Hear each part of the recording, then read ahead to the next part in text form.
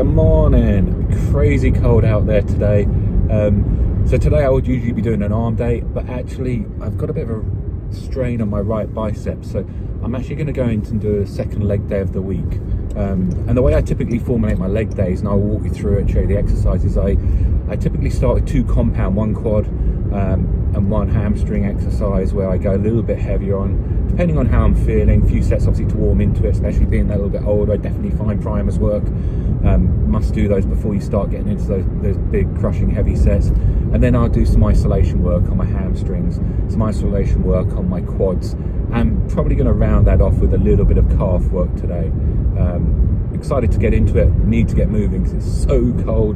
And we'll walk you through the workout. Cheers. So we're going from a warm-up, making sure everything's firing, straight into some RDLs, warm-up sets, then into the heavy set, then into our second compound. Our second compound is leg press today, making sure that we're really getting some good range of motion. And then we go into our isolation work, starting with the quads. So we start with both legs at the same time, get some quad movement on the extensions. Then I do single leg extensions, both sides again, just to make sure that we got some balance there. And then we move into the hamstring work. Hamstring work consists of seated hamstring curls, which I absolutely love. They work well, followed by lying hamstring curls, which I actually struggle with a little bit. So I'm trying to slow the tempo down on those. And then we just round out with some calf work, starting with standard calf raises and then into seated calf raises. And that should cook your legs well. Hey, leg session done. I am freezing still. It is cold in the gym. Should have put a few extra layers on. Really good connection with the quads, especially today. Managed to put some load through them.